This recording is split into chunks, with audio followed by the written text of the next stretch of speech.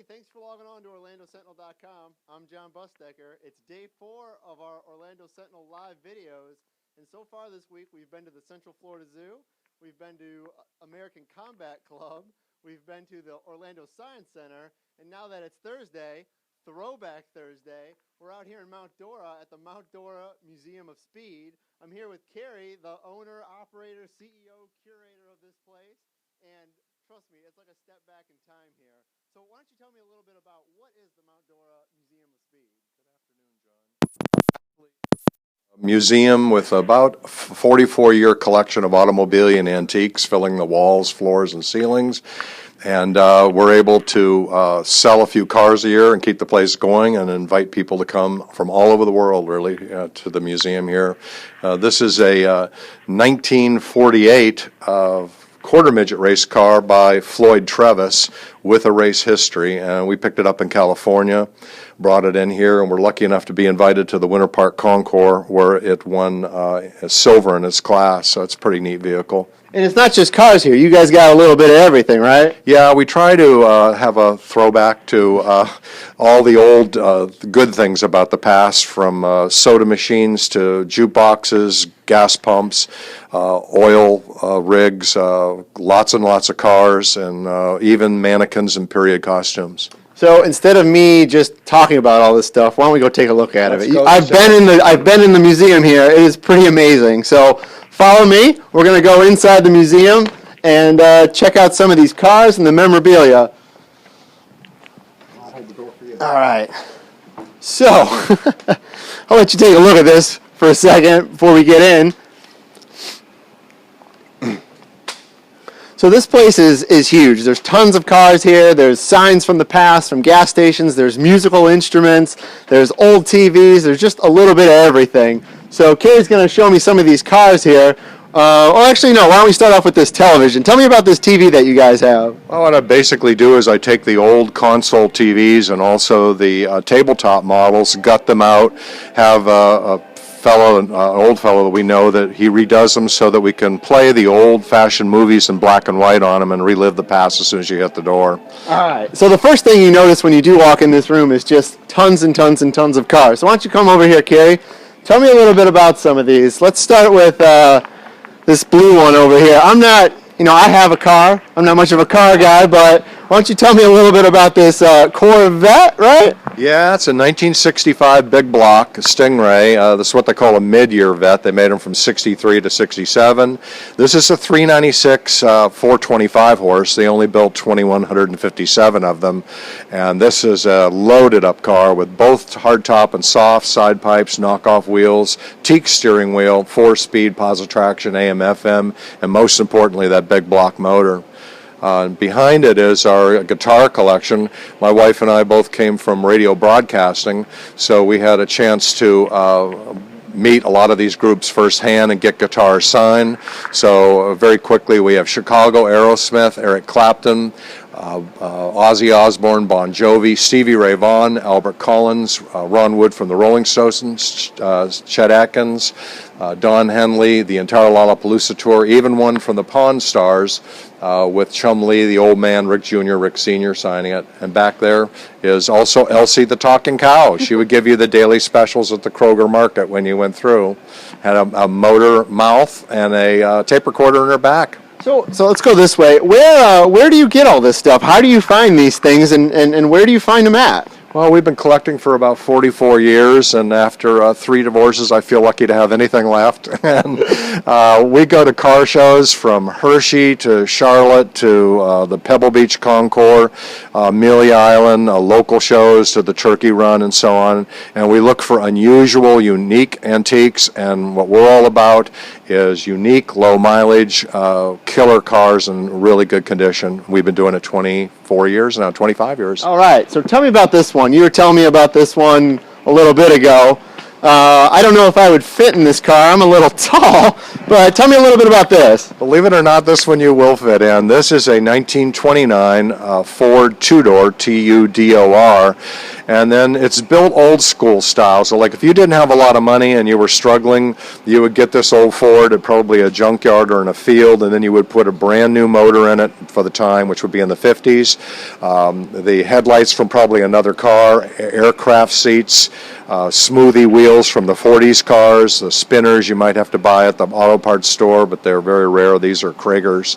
And you would build this hot rod, and it goes fast because you've taken all the weight off the car from originality.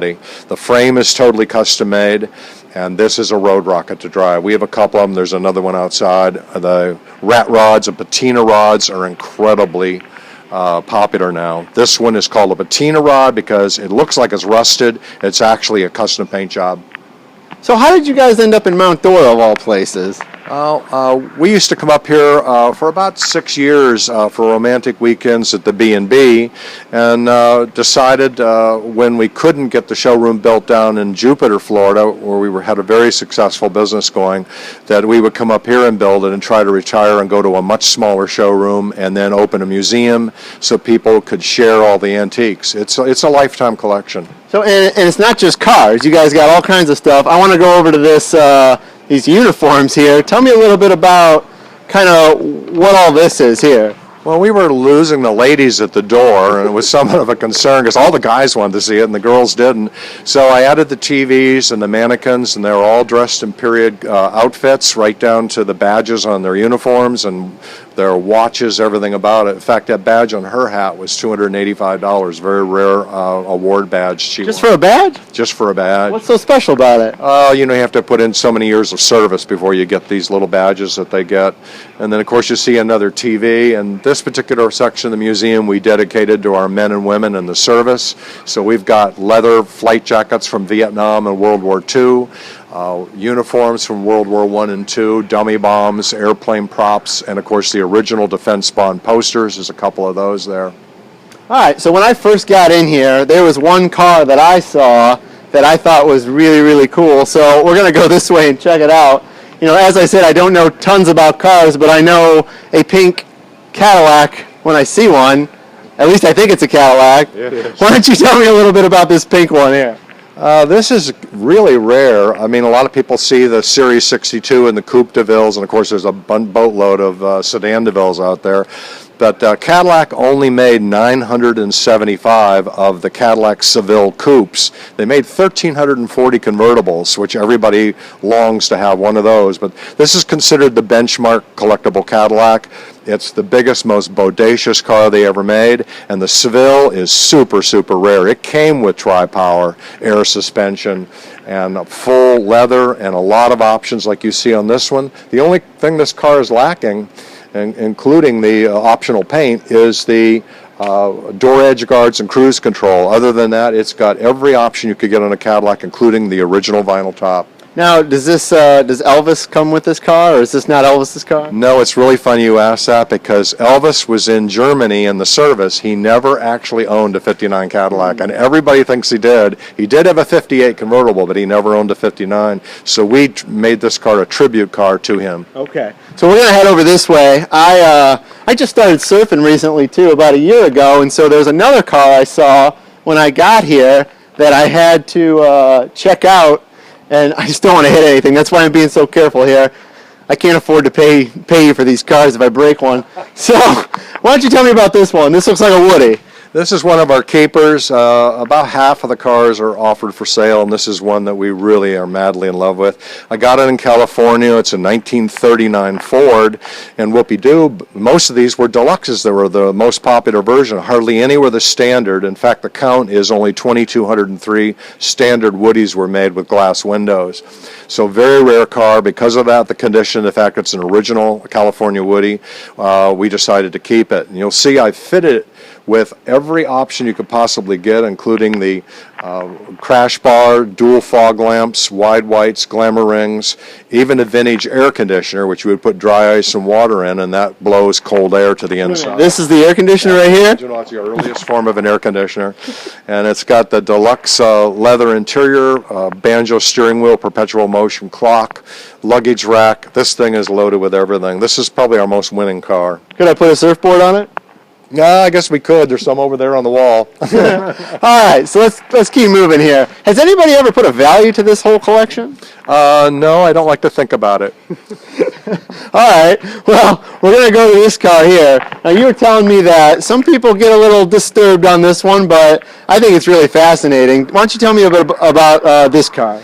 Well, with economy, we had to try to find new ways to turn a few more cars and keep the museum going so people could enjoy it. So I got into funeral cars. I'm like one of two people in the nation dealing in classic funeral cars.